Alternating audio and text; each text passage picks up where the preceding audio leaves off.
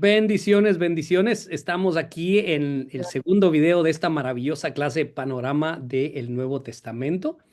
La semana pasada tuvimos una maravillosa introducción a los evangelios y también nos empezamos a meter en el libro de Mateo.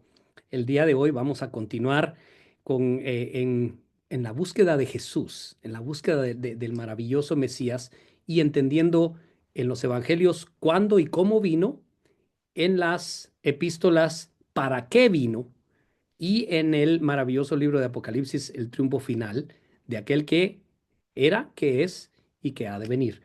Entonces voy a empezar a compartir mi pantalla.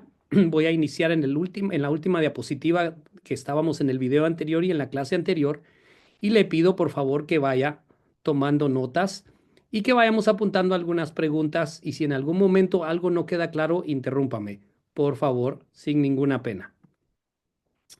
Amén. Hablamos la semana pasada de cómo el libro de Mateo nos presenta a Jesús como el rey y fue escrito a los judíos. Y hemos ido buscando esas maravillosas reseñas que comprueban el hecho de que sí nos estaba presentando a un rey, que nos estaba recordando que era el Mesías prometido del Antiguo Testamento. Cita mucho el Antiguo Testamento, el libro de Mateo. Ya vimos que habla de las parábolas del reino, ya vimos detalles muy importantes, están en el video anterior. Y el día de hoy queremos ver, vamos a iniciar aquí, un rey que cumple su ley, un rey que cumple su ley. Hablamos un poco de esto la semana pasada, siempre en la antigüedad y aún el día de hoy, en los lugares donde todavía se maneja la realeza, siempre ah, todo rey se anuncia, hay un proclamador que anuncia y acabamos de leerlo antes de empezar la clase. Hablábamos de Juan el Bautista, el que vino y proclamó que ya la llegada del rey. También, ahí esto está en Isaías capítulo 40, versículo 3, ya vimos ese maravilloso juego de números ahí. Malaquías 3:1. Malaquías 3:1, un versículo muy bello, un pasaje de la Biblia muy, muy, muy precioso. Eh, si me permite, se lo voy a leer aquí en lo que usted está apuntando. Creo que ya habíamos apuntado este, pero escúcheme. Dice, he aquí yo envío mi mensajero, el cual preparará el camino delante de mí. Y luego el versículo 1 de Malaquías se corta a la mitad y luego se menciona al proclamador y se menciona al Mesías de una vez. Y de inmediato dice, y vendrá súbitamente a su templo el Señor a quienes vosotros buscáis, el ángel del pacto. Oh, qué precioso eso, el ángel del pacto, a quien deseáis vosotros. He aquí viene, ha dicho Jehová de los ejércitos. Qué maravilloso versículo. Malaquías 3:1 nos dice, llegó el proclamador y llegó el rey. Llegó el proclamador y llegó el rey. El ángel del pacto, dice. Qué manera tan bella de terminar el Antiguo Testamento. Qué manera tan linda donde Malaquías dice, he aquí viene el proclamador y he aquí viene el ángel del pacto, al que tanto anheláis, al que tanto buscáis. Y Malaquías 3:1 nos prepara para la venida del rey. Vemos aquí también cómo este maravilloso rey tuvo un momento en el que pasó de privacidad a público, de privacidad a público. Si usted logró ver o si descargó el pequeño libro el pequeño devocional que escribí, que se llama 21 Encuentros con Jesús, am, uno de los encuentros en el que me enfoqué es el encuentro entre Jesús y Juan el Bautista, pero no buscando el bautismo de Jesús, sino lo que hizo Jesús con Juan el Bautista. Vino y reafirmó el ministerio de Juan. Me gusta eso, maravilloso. Viene y le dice, porque Juan le dijo, oye, primo, ¿verdad? Porque era su primo. Oye, primo, tú necesitas bautizarme a mí. Y Jesús le dijo, no, no, no, no, no. Estaba profetizado que tú ibas a preparar el camino. Vengo y reafirmo tu ministerio. Qué lindo eso. Qué maravilloso. Aún Jesús mismo reafirma nuestro ministerio y nos permite hacer aquello para lo que fuimos llamados. Pasa de privacidad a público. De repente se presenta el maravilloso rey y empieza a hacer lo que él hace. Hablamos de eso la semana pasada, cómo fue llevado por el Espíritu y regresa lleno del Espíritu y también dice en el poder del Espíritu, regresa y entra a la ciudad y empieza a hacer milagros. Maravilloso, se enfrenta, derrota a Satanás y empieza su ministerio público.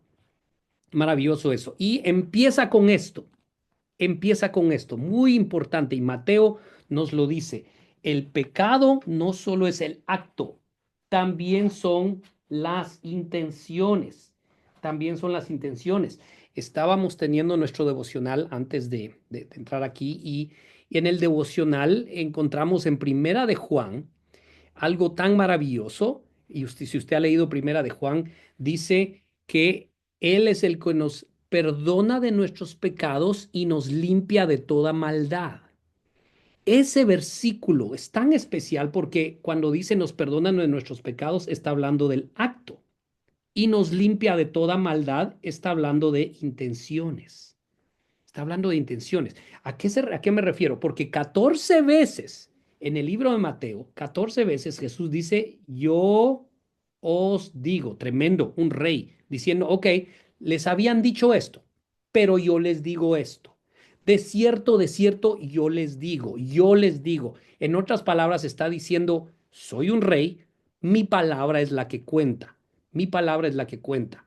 Entonces, mantengamos esto, porque Jesús como rey dice, no solo vengo por los actos, sino vengo a las intenciones. Juan entendió esto y en su epístola primera de Juan dice, Él nos limpia de todo pecado y perdón, Él nos perdona de todo pecado y nos limpia de toda maldad, hablando del acto y de las intenciones.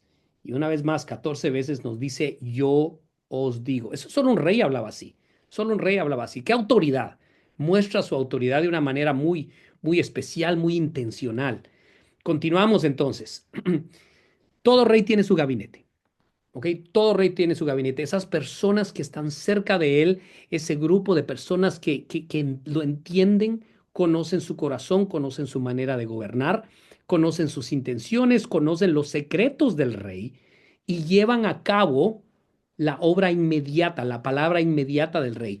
En un reino, el rey tenía su gabinete, luego tenía sus otros departamentos, los que hacían leyes, los que revisaban sus escribas, su ejército, todos esos otros departamentos, pero aquellos que llevaban en acción, que ponían en acción, que acarreaban, lo voy a poner de esa manera, la orden inmediata del rey se le llamaba el gabinete. Y en cuatro diferentes ocasiones, Mateo 10 del 2 al 4 se nos da una lista del gabinete del rey. Marcos 3 del 13 al 19 se nos da otra lista. Ahora, ¿por qué puse estas? Porque en estas tres, que son de los tres evangelios, se nos da una lista del gabinete del rey. Me refiero a los 12 que él llamó, pero al estudiarlos, los encontramos con diferentes nombres.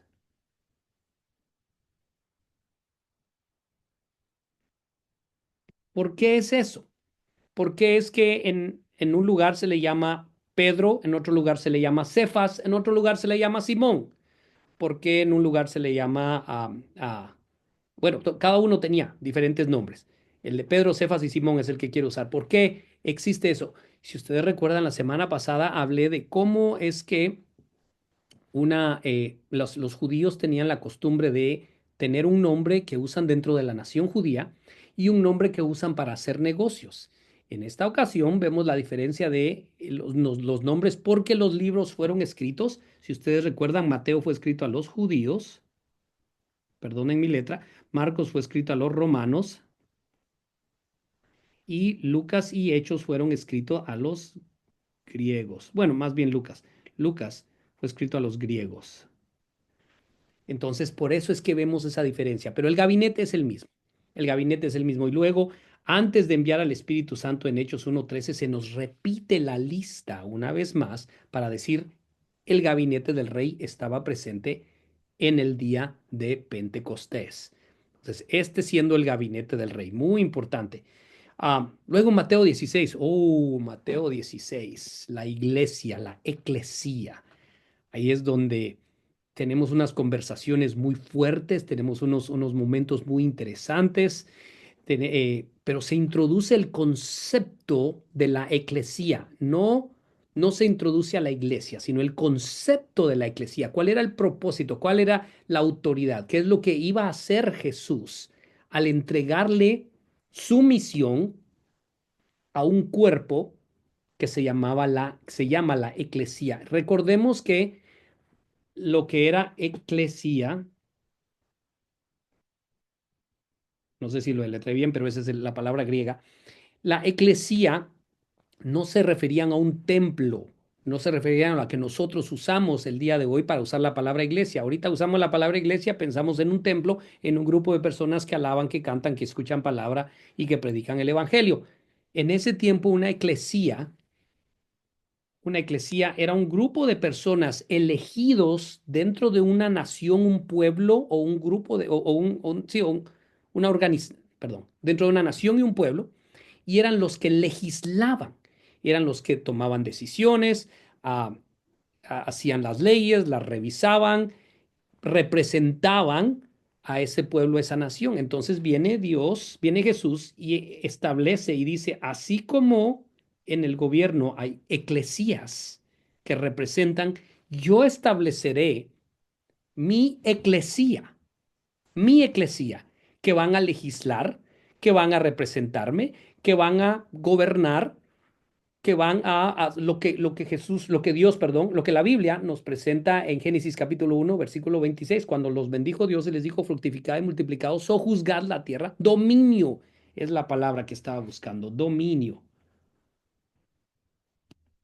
Si ustedes recuerdan, los maravillosos versículos de esta es mi iglesia y las puertas del infierno no prevalecerán contra ella y las llaves del reino, todas esas cosas ahí muy especiales, muy preciosas. No tengo tiempo para meternos en eso, no estamos interpretando, solo le estoy recordando en dónde está. Luego encontramos la pregunta más importante del mundo. La pregunta más importante. ¿Cuál es la pregunta más importante del mundo? ¿Cuál es la pregunta? Jesús la hace. La pregunta y apúntela ahí. ¿Quién dicen ustedes que yo soy? Qué interesante momento en la vida de un rey, en la vida del Mesías. Se atreve a preguntar, ¿quién dice la gente que yo soy? ¿Quiénes dicen ustedes que yo soy? Y la pregunta más importante del mundo recibe la respuesta más importante del mundo. Y qué lindo ese momento de revelación donde el tremendo Pedro le dice, tú eres el Cristo. Tú eres el Cristo, el Hijo del Dios vivo. Maravilloso, maravilloso eso. Apunte todo esto aquí, porque esto es lindo en el libro de Mateo. Esto es lindo en el libro de Mateo. Amén. Vamos a ver unas últimas cosas ahora del libro de Mateo. Continuemos entonces. El triunfo del rey, el futuro que él nos dio y de un reino con un alcance mundial. Vamos a ver esta última sección. Recuerden, esto solo es un panorama del Nuevo Testamento.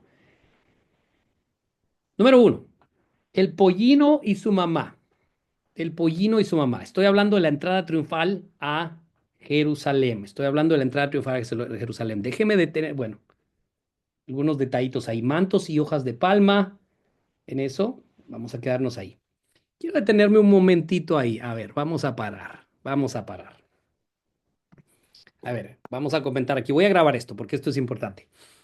¿Por qué entró Jesús montado en un burro? Alguien dígame. ¿Por qué es que él entró montado en un burro? ¿Qué hemos oído? ¿Qué pensamos? ¿Qué sabemos? ¿Qué nos han enseñado? ¿Por qué entró montado en un burro? Burrito, pues, para que no se oiga tan feo. Alguien dígame.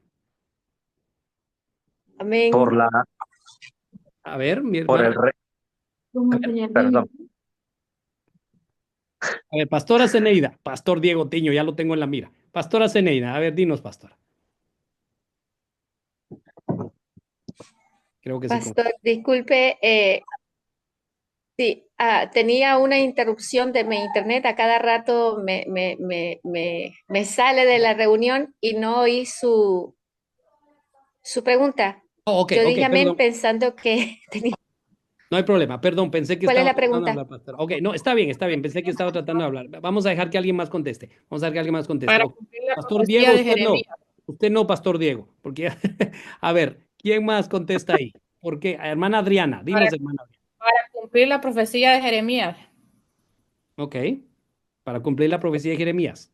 ¿Qué más? Por qué usan, y por qué Jeremías? Ok, voy a extender la pregunta. ¿Por qué Jeremías profetizó que iba a entrar en un burrito? ¿Por qué? ¿Por qué un burrito? Esa es mi pregunta. ¿Por qué un burrito? Porque si hubiera entrado en caballo es como un guerrero, como alguien que iba como agresivo, pero él vino en paz. Ok. Vive como un Salvador pacífico y humilde. Pacífico y Era humilde. humildad. Ok, ¿qué más? ¿Qué más? Digan, sigan diciendo. Muy Que bien, todo Jesús eso iba está a bien. entrar como un rey humilde. Como un rey humilde. Ah, muy bien. Un rey humilde, ok. ¿Qué más? Podría ser que fuera un símbolo. Un símbolo. ¿Quién dijo eso? ¿Quién dijo eso? ¿Yo? Oh, a ver, ¿qué símbolo? ¿Qué símbolo era? Un símbolo judío. Un símbolo, perdón. Pastor Diego, Judío. Ok. Pastor Diego, Parecido a un conquistador. ¿va a creer que en los hijos de Isaacar su emblema en su bandera es un burro echado? Ah, ¿Será que él iba a llevar nuestras cargas? ok. ¿Qué más? ¿Qué más? Ah, qué excelente todo esto. Qué excelente. Era una cultura que usaban el paganismo. A ver, sigue De la realeza explicándome. judía. ¿Qué dice eso? ¿Qué dice eso? Era una cultura que usaba el paganismo, dijo. A ver, a ver, a ver. Quiero oír. Y hubo silencio Era, por media hora. A ver. era una cultura que usaban los judíos, por eso él lo hizo de esa forma. ¿Qué significaba eso en la cultura? ¿Qué significaba el burrito en la cultura? Hasta ahí llego. Hasta ahí llegó. Humildad, Humildad. Ok. Muy bien. En Ahí. la cultura trabajo, puede ser nobleza y su paz. entrada y su fin. Ok. ¿Listos? ¿Listos? Ahí les va. Todos están en lo correcto. Era un rey. Y los reyes a veces montaban un burrito. ¿Ok? A veces no. A veces no. ¿Cuándo es que los reyes montaban un burrito? ¿Cuándo es que los reyes montaban? Ok. En esos tiempos, cuando un rey salía a la batalla, salía a una guerra con otro reino, podrían regresar de tres maneras. ¿Listos? Si regresaban montados en un caballo, es que habían ganado la guerra. ¿Ok? Que habían hecho pedazos al enemigo y había victoria en la batalla. Si regresaban a pie, es que habían perdido la batalla. Entonces entraban a pie y detrás de ellos entraba el nuevo rey que los venía a conquistar montado en un caballo. Y traían encadenado, amarrado o humillado. Entonces, si un rey regresaba a pie, era que la ciudad entera iban a ser esclavos de este nuevo rey que venía en el nuevo caballo. Entonces, el rey que había ganado regresaba en caballo, el rey que había perdido regresaba a pie. ¿Están listos? Pero si el rey regresaba montado en un burrito, es que había ganado la batalla, perdón, es que había ganado la guerra sin necesidad de pelear. Habían llegado a la paz. Por eso Amén. él es el rey de paz. Oh, dígame Aleluya. ahí. Amén. Eso nos dio la señal y lo vieron como un rey de paz. Lo vieron como un rey de paz. ¿Ok? ¿Por qué las palmas? ¿Por qué los mantos? Ahí podríamos quedarnos otro rato. Pero quédese con eso, por favor. Ahora, ahí va otro. Ahí va otro. Cuando Jesús mandó a sus discípulos a traer al burrito, ¿se acuerdan? Les dijo, van a encontrar un burrito atado. ¿Ok? Dijo, desátenlo para que yo lo pueda usar. Nuestro trabajo como siervos de Dios es ir y desatar a los demás para que puedan ser usados por Jesús.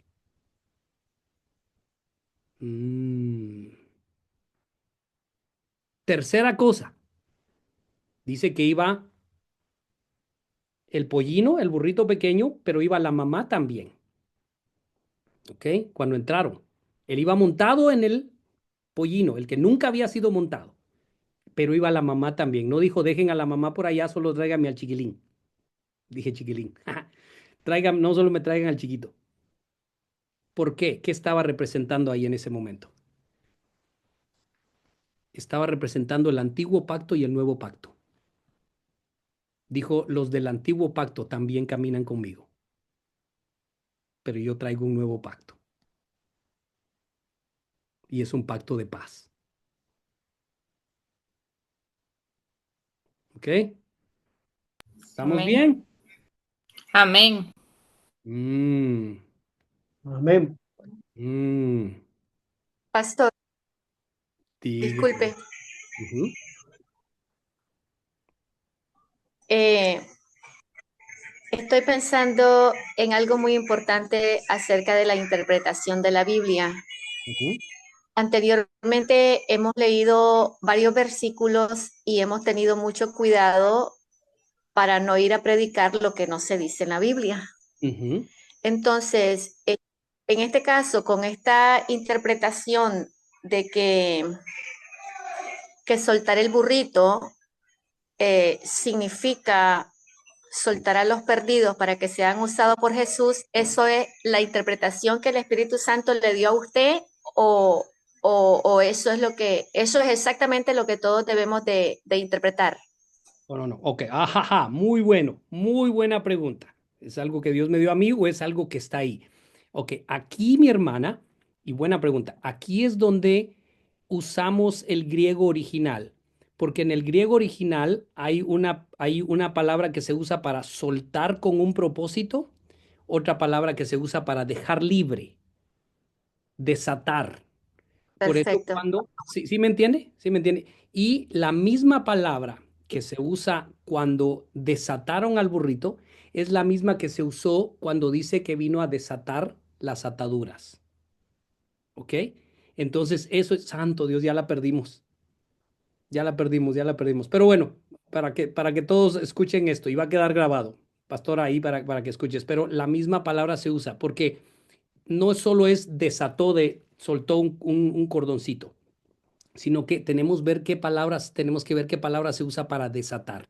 Y esta era desatar, es la misma palabra que en él se usa para desatar las ataduras, las ataduras, ¿ok? De opresión es la palabra, de opresión, no me acordaba. Eso está en el libro de Isaías, cuando dice, ¿no es este yo el ayuno que yo quiero? ¿Quién ha leído esa parte? Este es el ayuno que yo quiero, que deis de comer a los amén. hambrientos, que vistáis a los desnudos, que desatéis las ataduras de opresión. Entonces, esa es la palabra que se usa ahí. ¿Estamos bien? Gracias, pastor. Sí. Sí, Pastora, pensé que te habíamos perdido. muchas gracias. ¿Dónde estás? Entonces, Sí, voy a... escuché, sí, la Ah, bueno. parte esencial la escuché. Muchas gracias. Sí, Por eso pastor. cerré la cámara, porque he tenido problemas durante el día con estas reuniones por la mala internet, mala señal. Pero le escucho. Amén. Eso te ayuda mucho. Qué buena idea, pastora. Qué buena idea. Ok, voy a extender un poquito más en esto y qué bueno que esto está quedando grabado en la clase. Hay una Biblia o hay un libro que se llama, sí, una Biblia que se llama la Septuagéntica. ¿Ok? La Septuagéntica. ¿Qué es la Septuagéntica? La Septuagéntica, santo Dios, no me sale la palabra. Septuagéntica es una versión de la Biblia escrita en griego y traducida directa del griego al español. ¿Ok?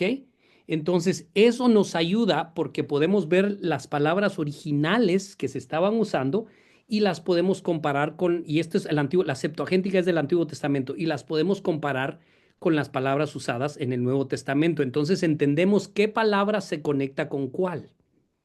¿Ok? ¿Estamos bien? Esa es la manera en que se buscó la palabra desátenlo. ¿Ok? ¿Dónde más se usa esta palabra? Se usa también en la profecía, cuando no solo es desatar, sino que es un tipo de desatar para librar de una opresión. ¿Ok? Entonces tenemos que ver eso. Muy bien, hermano Giovanni. ¿Me escucha, pastor? Ahora sí, mi hermano Giovanni.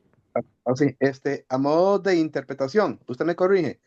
En el Antiguo Testamento, no preciso el pasaje, pero hay una parte donde dice, pero redimirás con cordero al pollino del asno, o de lo contrario, quebrará su cerviz, ¿verdad? Entonces, llegando al Nuevo Testamento, ese pollino debió haber muerto, o de lo contrario, tuvieron que haberlo redimido matando un cordero, Un cordero. ¿verdad?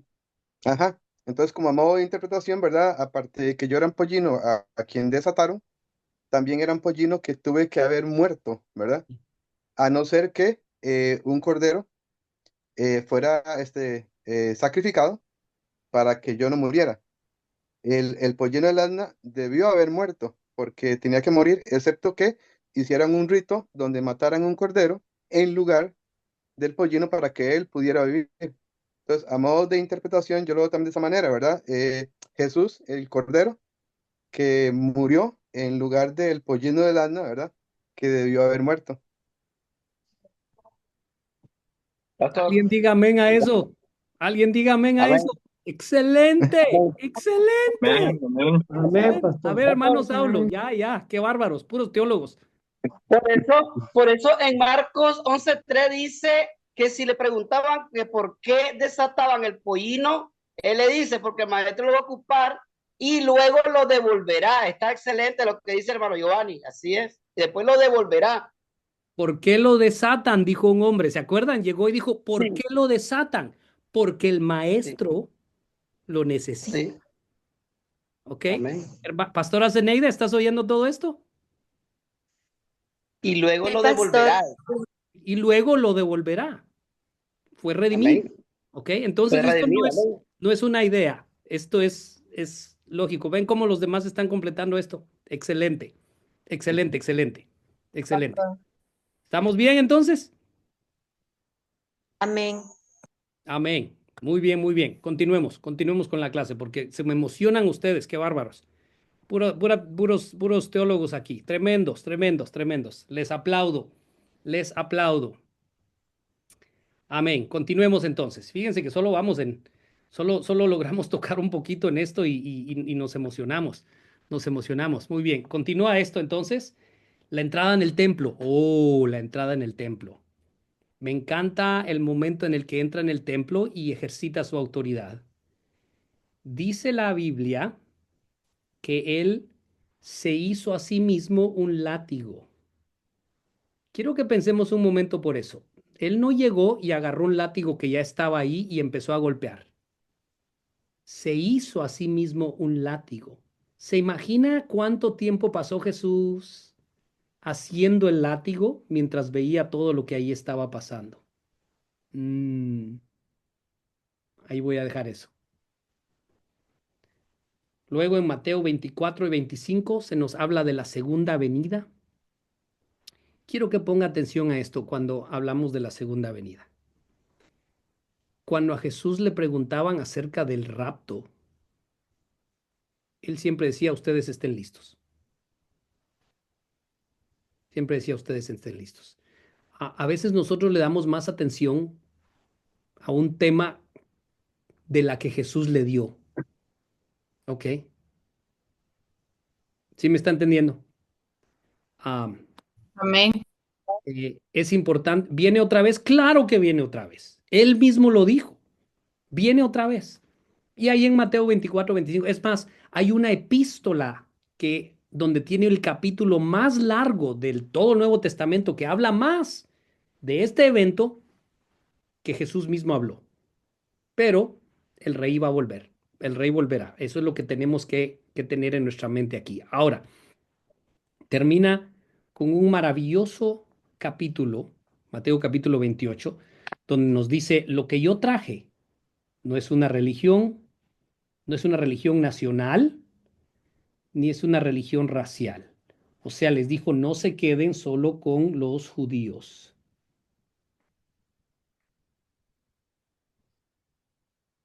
No solo los judíos. Yo no les traje algo solo a ustedes, no les traje algo solo para una raza. Lo que yo traje es un reino. Y es un reino con un alcance mundial. Maravilloso, el rey. Ahora, con esto en mente, antes de entregar la gran comisión, él dijo, toda autoridad se me es dada. Quiero que recuerde eso. En Mateo dice toda autoridad y luego la entrega. Ahora vayan y hagan ustedes, hagan discípulos, hagan esto y esto y esto. Usted conoce todo esto. Entonces, toda autoridad. Es importante que entendamos cómo Mateo habla el rey, su gabinete, su triunfo, su sacrificio, esto y esto y esto. Y al final dice, "Hey, acuérdense, yo soy el que tiene la autoridad". Al entrar al libro de Marcos, nos vamos a dar cuenta una gran diferencia entre un hombre que hablaba con autoridad y un hombre que hablaba diferente en el libro de Marcos. Ustedes recuerdan, Mateo fue escrito a los judíos y nos presenta a Jesús como rey, y Marcos habla a los romanos y nos presenta a Jesús como un siervo. Entonces, en la segunda parte de la clase vamos a estar viendo cómo aquí hay un rey y aquí hay un siervo, y cómo es que empiezan su ministerio y cómo es que lo termina, siendo el mismo hombre con una diferente cara, le podemos decir, con una diferente cara, de una manera que se presenta diferente, y la belleza del libro de Marcos. Muy bien, regresamos en unos momentos para continuar con el libro de Marcos.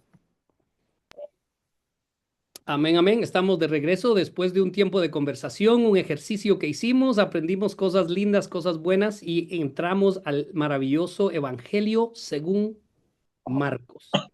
Según Marcos. Marcos, ¿quién era este Marcos? ¿Por qué lo escribió a él? ¿Por qué fue elegido el relato de alguien como Marcos para estar dentro del canon del el canon bíblico de este libro tan especial, de la narrativa, de la vida, del Evangelio de Jesús? ¿Qué tenía este de especial? Vamos a ver un poco de este tremendo Marcos. Recordemos, por favor, al entrar a este libro, que por encima de la Biblia, por detrás de la Biblia, por debajo de la Biblia y más allá de la Biblia, está el Dios de la Biblia. ¿Ok?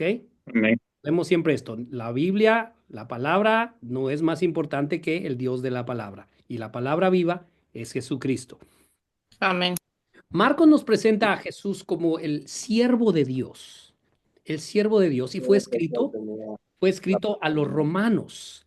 ¿Por qué entonces era necesario? ¿Por qué era necesario escribir de esta manera? Los romanos iban a leer el libro de Marcos, pero lo iban a leer de una manera distinta. Los judíos veían el Evangelio y buscaban al Mesías prometido. Los romanos no esperaban al Mesías prometido, pero dijeron, este Jesús que fue crucificado, uno de los soldados romanos dijo, verdaderamente este era el Hijo de Dios. Otros, los centuriones, ¿verdad? El líder al cual Jesús sanó a su hijo. Vemos más adelante a Cornelio, que creyó en este hombre que se llamaba Jesús, que era un judío, ni siquiera era de su nación, pero ¿qué querían? Entonces Marcos dijo, necesito presentarles a Jesús, a esta nación. Ahora, la nación romana se preocupaban mucho por la fuerza militar, les gustaba conquistar, es más, el imperio romano fue grandísimo. Eh, no les importaba qué tan bonito hablaba alguien, sino más les importaba qué tanto podía servir a alguien. Es más, las posiciones de gobierno dentro del Imperio Romano eran posiciones de servicio, no eran posiciones elocuentes, sino de servicio. La ley de los judíos a ellos no les importaba, no les importaba. Ellos buscaban cómo puede ser útil alguien para el Imperio Romano. ¿Quién puede ser útil? ¿Quién puede servir al pueblo, al Imperio Romano? Entonces viene Marcos y dice, yo tengo la oportunidad, he visto a alguien útil y se los voy a presentar a los romanos. Entonces así es como entra el maravilloso evangelio según San Marcos. Así es que vamos a ver algunas cositas ahí. Quiero recordarte también que nos lo presenta una vez más, ya lo dije, como el siervo de Dios, escrito a los romanos. Era hijo de una de las Marías. Ya ve que siempre decimos que hay varias, y sabemos, ¿verdad? Que hay varias Marías en en la Biblia. Marcos era hijo de una de ellas, sobrino de Bernabé, y sabemos que en algún momento formó parte del grupo misionero de Pablo eh, en Antioquía. También, y escriba este detalle muy lindo, Marcos era traductor de Pedro. Era traductor de Pedro. Pedro cuando iba a predicaba necesitaba un traductor y adivinen a quién se llevaba. Se llevó a Marcos. Eso está en 1 Pedro 5:13. Apunte ese pasaje Pastor, por ahí. perdón. O sea que este era Juan Marcos. Ahí voy para allá. Correcto. ¿Por qué era Juan Marcos? Excelente, excelente. ¿Por qué se llamaba Juan Marcos? Juan Marcos. Una vez más, les recuerdo que los judíos tenían la manera de su nombre. Tenían un nombre que usaban dentro del pueblo judío y un nombre que usaban dentro del pueblo gentil. Su nombre judío, el nombre que él usaba entre los judíos era Juan. El nombre que él usaba entre los gentiles era Marcos. Entonces, correcto, este es Juan Marcos. Juan Marcos, por eso está ahí. Sabemos que Pablo fue la causa por la que Pablo y Bernabé se separaron. Dice que titubeó un poco en su ministerio, estaba un poco joven y abandonó a Pablo y Pablo se enojó y dijo, ya no lo quiero. Y Pablo y Bernabé se juntaron y Bernabé le dijo, oye, mi sobrino nos es útil. Y Pablo le dijo, no, no lo quiero. Gente así no quiero. Y le dijo Bernabé, pues me voy con mi sobrino y se separaron Pablo y Bernabé. Pero más adelante, Pablo ve cómo Juan Marcos madura, cómo es útil y le dice, ¿verdad? En una de sus cartas dice, tráiganme a Marcos, ya me es útil, ya maduró, ya está muy bien, lindo, lindo. Una vez más, su nombre era Juan Marcos, era de familia noble. Sabemos que tenía bastante dinero. Es más, la casa de Marcos era uno de los aposentos donde se juntaban muchas veces los apóstoles. Así es que vamos a aprender esos detalles. El autor del Evangelio según San Marcos, obviamente, Marcos, el mismo Juan Marcos, él se menciona a él mismo de una manera muy singular en el capítulo 14, versículos 51 al 52. Cuenta la historia que la noche que Jesús fue arrestado, había mucha conmoción, había mucho relajo, mucho tumulto, algo estaba pasando en la ciudad y pues Marcos salió a investigar qué estaba pasando y en el capítulo 14, versículos 51 y 52 nos dice, si lo han leído alguna vez, dice que andaba desnudo, solo tapado ahí lo describe con una cobija y de repente salió corriendo, ¿verdad? Mete su anécdota ahí en eso. Era Marcos, él solo no menciona su nombre, pero era él. Se menciona a sí mismo. Tenía su nombre romano, su nombre judío, Juan Marcos, ya mencioné esto. Y también que fue escrito a los romanos. Muy importante eso, muy importante. ¿Cómo sabemos? ¿Qué señales nos da? ¿Qué detallitos nos dice que fue escrito a los romanos? Vamos a ver eso, vamos a ver eso. Y vaya apuntando esto. Número uno, es muy breve. Los romanos no les gustaba leer cosas muy largas. Los romanos les gustaban las cosas prácticas. Decían, bueno, ¿qué hay para nosotros? ¿Cómo nos puede servir esto? Entonces viene Marcos y les da algo breve. Les dice, déjenme les presento a alguien muy especial, un siervo, alguien útil, alguien que vino a hacer algo maravilloso. Número dos, cuando se habla de dinero, en el Evangelio según San Marcos, cuando se habla de dinero, se usa el nombre de la moneda romana. Los judíos usaban cierta moneda para hacer sus negocios. Los romanos usaban ciertas monedas y cuando se habla de dinero, se menciona la moneda romana en en el Evangelio según San Marcos. ¿Ok? Número tres, la división del tiempo, los nombres de los meses, de las horas, de la manera que se manejaba el tiempo. Todos sabemos que los judíos manejan los meses del año distinto que nosotros, los días manejan todo eso distinto. Ya ven que en algunos lugares dice la tercera hora, la sexta hora, la séptima hora. En otros lugares en la Biblia dice la primera vigilia, la segunda vigilia. Otro lugar. Entonces se usan las referencias de la manera en que lo hacían los romanos. Entonces les estaba diciendo, miren, les estoy hablando en su lenguaje. Les estoy hablando en su lenguaje. Siguiente. Se explican las costumbres hebreas. En Mateo no. En Mateo se dice, y era el sábado, y esto, y esto, y esto pasó. Pero en Marcos dice, en el séptimo día, que es el del día que descansan, que es el día de reposo, esto y esto y esto pasó. Entonces, ¿por qué? Porque los romanos no se sabían las costumbres judías, las costumbres hebreas. Marcos dice, déjenme les explico esta costumbre hebrea. Entonces los romanos se daban cuenta, oh, esto pasó porque es una costumbre hebrea. Esto pasó porque es una costumbre hebrea. Entonces Marcos tiene que dar un poquito de más información a aquellos que no conocían las costumbres hebreas. Tampoco hay referencias a las profecías. En Mateo, lo que fue dicho por los profetas, según dijo el profeta, para que se cumpliese lo dicho por los profetas. Jesús lee y dice, hoy se ha cumplido esta profecía, y siempre hace referencias a los profetas del Antiguo Testamento. Marcos no habla nada de las profecías del Antiguo Testamento. Si quieren ver referencias del Antiguo Testamento, en Marcos no van a ver profecías. No van a haber profecías. ¿Por qué? Porque los romanos no conocían el Antiguo Testamento, no conocían de los profetas judíos.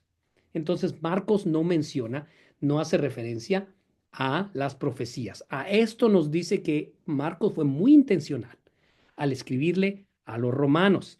Continuemos, algunas otras características. Y apunten esto es lindo, esto es precioso. No se habla del nacimiento virginal. ¿Por qué? Porque esa era una profecía hebrea. Ni siquiera se habla del nacimiento, ni siquiera se nos dice dónde nació, no se simplemente dice, aquí está Jesús.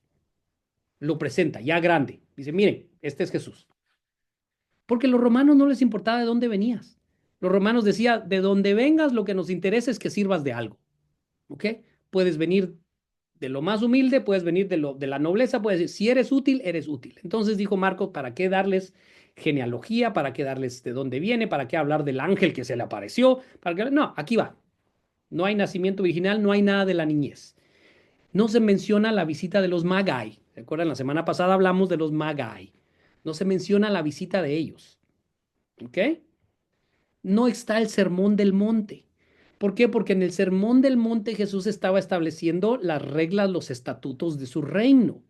Los romanos no querían saber eso. Los romanos querían saber si Jesús era alguien que servía y medían su utilidad por la acción y el servicio. En Mateo se mide en la autoridad del rey por lo que decía y la autoridad con la que hablaba. Entonces no está el sermón del monte, no hay bienaventuranzas, no se habla del divorcio, no se habla de las ofrendas, no se habla de esto, no se habla de todo eso. Los romanos ya tenían su ley, solo querían saber si alguien era útil. No hace referencia al Antiguo Testamento y hablamos de eso. No usa títulos divinos. Oh, eso es muy importante. En Mateo dice, tú eres el Cristo, el Hijo del Dios vivo, tú eres el Mesías, Rabino, ¿verdad? Se usan todos esos títulos divinos. En Marcos solo vemos la palabra maestro. Maestro, ¿por qué? Porque los maestros eran útiles, servían, enseñaban a los demás a ser útiles. Entonces, mantengamos esto en nuestra mirada, en nuestro mapa, cuando estemos leyendo el libro de Marcos. Solo no hay títulos divinos. Ahí no se menciona que él era bueno, esas cosas divinas. Tampoco hay introducción. Mateo, Lucas y Juan, todos esos tienen una introducción. En Mateo dice, este es el libro de la genealogía de Jesús, hijo de Abraham, hijo de David, y empieza a dar. Lucas dice, después de haber investigado todas estas cosas, muy diligentemente, me ha parecido bien presentártelas, excelentísimo Teófilo, y nos da una gran introducción. Dice, en aquellos días hubo un censo y empieza a dar toda la introducción. Juan, en el principio era el verbo y el verbo era Dios y el verbo era con Dios. Este era en el principio con Dios, todas las cosas por él fueron hechas y sin él nada de lo que ha sido hecho fue hecho. En él estaba la vida y da 14 o más versículos de introducción. Marcos solo dice, ahí les va Jesús. Aquí está. No hay una introducción formal, porque no era necesario. A un siervo no se le introduce. Un siervo solo se le dice, ponte a trabajar, veamos si es útil. ¿Ok? Ahora, Este era un siervo preparado. No solo era un siervo que llegó y empezó a hacer cosas. Marcos dice, este no era cualquier siervo. Pónganle atención. Fue preparado a través de su bautismo. Se nos habla de inmediato el bautismo, la aprobación de este siervo, a la aprobación de este siervo. Recibe al Espíritu Santo. Es un siervo que recibió un poder para poder servir. Maravilloso eso. Por eso nos da un relato muy único del momento en que Jesús fue bautizado en el libro de Marcos. Y se dice, el llamado a servir fue un llamado divino.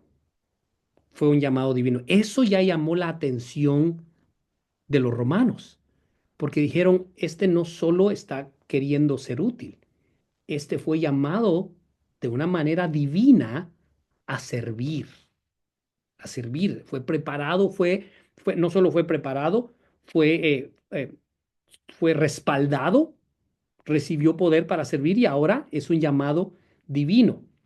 Y también hay una prueba. Hay una prueba. Todo siervo para ver si funciona pasa por una prueba y pues en el libro de Marcos se nos presenta esa prueba. Ahí usted puede irlo leyendo en los primeros capítulos. No podemos meternos, se nos está yendo el tiempo y quiero avanzar en esto. Entonces viene Marcos y dice, les presento al siervo perfecto, al siervo perfecto. Vamos a ver a Jesús sirviendo. Entonces ya en acción, nos lo presenta y dice, miren, aquí va. Nos presenta el siervo y su tarea. Dice, si ustedes leen el libro de Marcos, dice, y se levantó temprano, iba para acá. Luego descendió y sanó a muchos. Luego fue y oró. Luego fue e hizo esto. Luego fue y sanó a otros enfermos. Luego fue y es un libro de acción, de acción, de acción. Si usted lee el libro, el Evangelio según San Marcos, es un libro de mucha acción, de mucha acción. Entonces vino un siervo y tenía su tarea. Y se nos presenta cuál es la tarea también. Marcos capítulo 2, versículo 27. Si me permiten, se los voy a leer aquí mientras ustedes están apuntando. Marcos 2, 27. Dice de la siguiente manera. También les dijo, el día de reposo fue hecho por causa del hombre y no el hombre por causa del día de reposo. ¡Qué tremendo esto! ¡Qué tremendo esto! Dese cuenta que usa la palabra reposo, porque un siervo también necesita reposar. Un ejemplo muy importante de aquellos que nos llamamos siervos de Dios. Nos recuerda la importancia del reposo. Y les dice, hay una ley aquí, pero la ley es, dice, lo voy a leer otra vez, el día de reposo fue hecho por causa del hombre y no el hombre por causa del día de reposo. Le da la importancia al siervo, no a la ley. ¿Ok? Muy importante eso, porque en Mateo le da la importancia a la ley y dice, yo les digo. Pero en Marcos dice, le doy importancia al siervo, no a la ley. Luego nos presenta un siervo en oración, un siervo que tenía su comunión, tenía su tiempo de devoción y nos lo presenta ahí, maravilloso. Más adelante nos presenta un siervo ya exaltado, un siervo exaltado. Dicen, oh, servía tan bien que fue exaltado. Su servicio es lo que lo llevó a ser exaltado. En Mateo es su título, el Cristo, el Hijo del Dios vivo. Aquí su servicio es lo que lo llevó a ser exaltado. Qué precioso, ¿no? Qué precioso. Vemos la autoridad del rey, pero también vemos el corazón de siervo que lo lleva a ser exaltado. Entonces, veamos ese maravilloso contraste. Y vea esto, por favor. Vea esto, por favor. En Mateo se nos dice, toda autoridad se me es dada. ¿Se acuerdan que les dije que recordaran eso? Y viene y nos la entrega. Dice, yo soy el de la autoridad y se las entrego como un rey, desde el punto de vista de un rey. En Marcos tenemos algo distinto, porque en Marcos dice, vine e hice la tarea y se las entrego. Qué maravilloso eso. En Mateo nos entrega la autoridad. En Marcos 16 nos entrega la tarea. Y dijo, Marcos 16:15, id por todo el mundo y predicad el evangelio a toda criatura. El que creyere y fuere bautizado será salvo, mas el que no creyere, y estas señales le seguirán, escuche bien, estas señales le seguirán a los que creen. En mi nombre, ¿quién tiene ahí? Estoy leyendo Marcos 16, mil disculpas, estoy leyendo Marcos 16. En mi nombre harán cosas. Echarán fuera demonios, hablarán nuevas lenguas, tomarán las manos serpientes, beberán cosa mortífera, no les hará daño. Sobre los enfermos pondrán manos y sanarán. ¿Ok? ¿Qué diferencia tan interesante? En Mateo dice, enseñen, hagan discípulos, bauticen, ¿verdad? En Marcos dice, van a poder hacer esto, esto y esto y esto, cosas prácticas. Mientras estén sirviendo, van a llegar a lugares donde van a tener que enfrentarse a serpientes, van a tener que beber cosa mortífera, pero no les haga daño. Ustedes no se preocupen, ustedes vayan y hagan esto. Todo el que creyere y fuere bautizado será salvo. Vayan por todo el mundo, prediquen el evangelio a toda criatura. No lo entrega de una manera autoritativa, sino lo entrega de una manera de tarea. Maravilloso. En Mateo, repito, tiene autoridad y la entrega. En Marcos, él hizo la tarea y la entrega. El maravilloso contraste diciéndonos, les doy autoridad, pero también les doy una tarea. Maravilloso, maravilloso. Repito el dicho que me gusta mucho y se ha convertido en la misión de mi vida. Y los que me conocen aquí saben que yo siempre digo esto, hasta que la misión sea cumplida. Amén. Amén, así sea. Voy a terminar el Gloria a video. Dios. Gracias por estar viendo este video. Vean el resto de los videos por ahí y manténgase conectado hasta que la misión sea cumplida.